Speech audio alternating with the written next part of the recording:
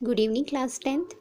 आज हम chapter number 8 का जो लास्ट पैराग्राफ समझाना बाकी है उसको समझने जा रहे हैं। ठीक है, तो लास्ट वीडियो में हमने देखा था कि लेखक के मित्र उनसे पूछते हैं कि भी महाबलेश्वर में जो सूर्योदय होता है सुबह सुबह 3:45 वो उसका सौंदर्य कैसा अद्भुत है, वो बात सही है कि गलत है, ऐसा सवाल वो करते हैं। ठीक है, तो यहाँ ये पॉइंट अंडरलाइन करना, कितने बजे, 3:45 ओके।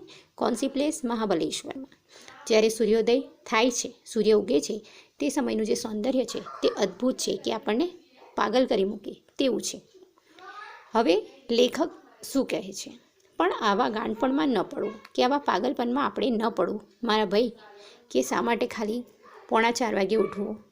હવે શું સમજાવે છે? अब यहाँ पे क्वेश्चन आएगा महाबलेश्वर, टिक करके रखना। ठीक है, सूरज तो नवरो છે, मतलब सूरज मतलब कौन?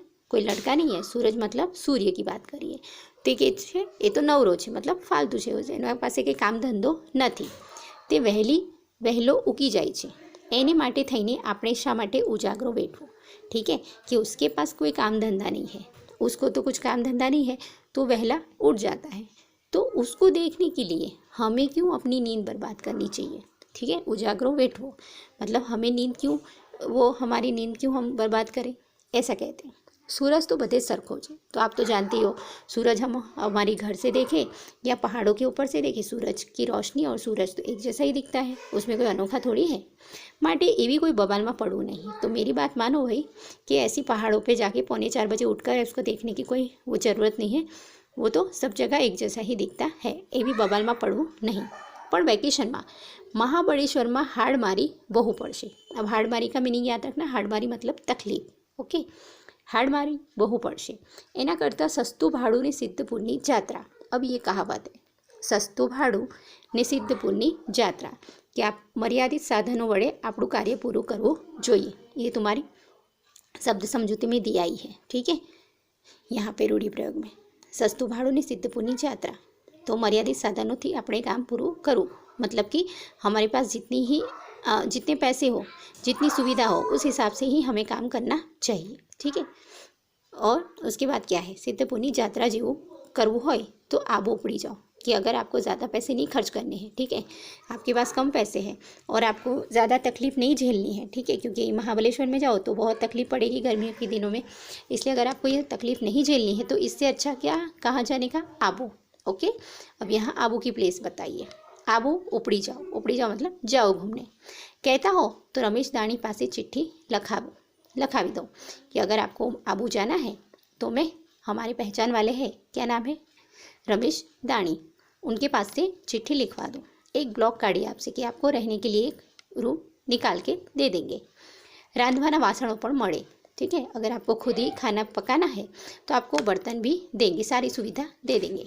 एक बार रांधवानो ने 2 वखत खावानो, तो सुबह खाना बना देने का और खाना ऐसा बनाने का कि 2 टाइम खा सके, तो 2 वखत खानो, बीजी कोई झंझट नहीं। ओके, और दूसरी कोई झंझट परेशानी नहीं।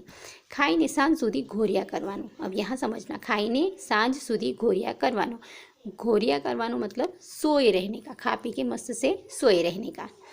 अब शाम को, अब यहाँ पे एक शॉर्ट क्वेश्चन आएगा, सांजे नखीलेक पर चक्कर लगावाना। ओके, नखीलेक है ત્યાં આગળ ફરવા જવાનું। નખીલેકની ત્રાસમાં એક રબડીવાળો બેસે છે। अब यहाँ पे दूसरा पॉइंट आएगा, रबड़ीवाड़ो क्या बैसे छे, नखीलेकनी त्रासमां।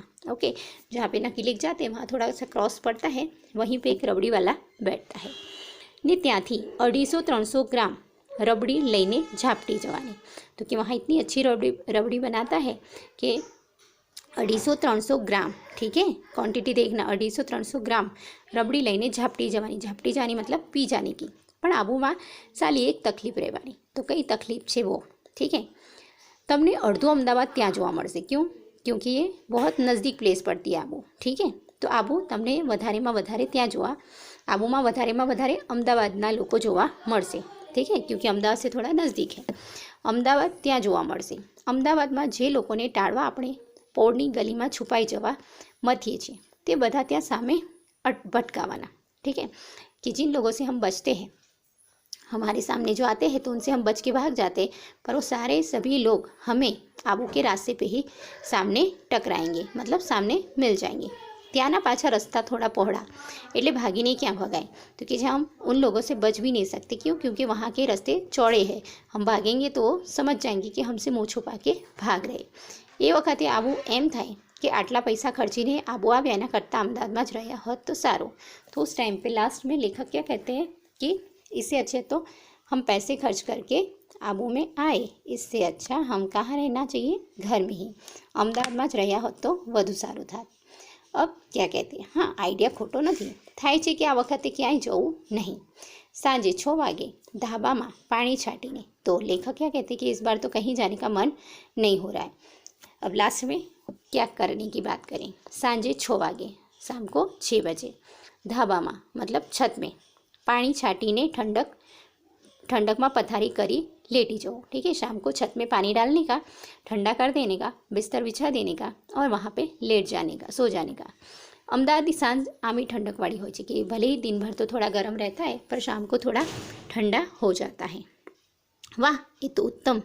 ધામા બેસીને પટેલનો आइसक्रीम खाता खाता गप्पा मारवानी जी मजा है ते साली बीजे क्यांय नहीं। ठीक है, तो उनके दोस्त ऐसे कहते कि चलो ठीक है, जाने दो, इस बार कहीं घूमने नहीं जाना है, शाम को हम अपनी छत में ही बैठेंगे बस मस्त बिस्तर लगाकर।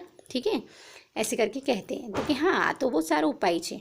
ठीक है, लेखक कहते हैं आ तो बहुत सारो उत्तम उपाय है ધાબા में बेसीने। अब वहाँ पे भी बैठ के क्या खाने की बात करें, ધાબા में बेसीने पटेलनो आइसक्रीम, किसका आइसक्रीम, पटेलनो आइसक्रीम। ठीक है, खाता खाता गप्पा मारवाना मतलब मजाक मस्ती करने में जो मज़ा है वो तो साली बीजे क्यांय नहीं, दूसरे कहीं पे भी नहीं है। એટલે तो कहूँ छूँ कि पृथ्वीनो छेड़ो घर, मतलब यहाँ लास्ट में कहा क्या है लेखक ने कि जितनी शांति हमें घर में मिलती है, सुकून जितना मिलता है अपने घर में, उतना हमें कहीं पे भी मिलता नहीं है। इसीलिए कहा क्या है, पृथ्वीनो छेड़ो घर। એટલે બાપુ આપણી તો એ સલાહ છે, સમજી ગયા ને। તો આ રીતે બંને મિત્રો વાત કરે છે અને અહીંયા આ પાર્ટ પૂરો થાય છે। ઓકે, લાસ્ટ ક્વેશ્ચન ઇઝ સૂરજ તો બધે સરખો, આ પાર્ટ શેમાંથી લેવામાં આવ્યો છે, तो लास्ट है ब्रैकेट में वगैरह वगैरह माथी। ओके, यहाँ पे तुम्हारे 2 क्वेश्चन आए, मैं क्वेश्चन में बता देती हूँ तुम्हें। पहला तो है महाबळेश्वर जवा माटे सर्वज्ञ भाई प्रहलाद ट्रावेल्सनो के मतलब ट्रावेल्सनो के आग्रह राखे छे, तो वो फ़ायदा क्या देता है हमें, ये यहाँ आएगा। ठीक है, 3 टाइम का चाय नाश्ता और 2 टाइम खाना, इसीलिए। उसके बाद का है सूर्य ने जोवा माटे सर्वज्ञ भाई महाबळेश्वर करता आबू जवुं एम शा माटे कहे छे। ठीक है, क्योंकि हमें सस्ता भी पड़ेगा। ठीक है, और सारी सुविधा जल्दी से मिल जाएगी, 3:45 बजे उठने की झंझट नहीं रहेगी ऐसी। ठीक है, तो यहाँ पे चैप्टर नंबर 8 कंप्लीट होता है। आगे के वीडियो में हम चैप्टर नंबर 9 समझेंगे। Okay, thank you.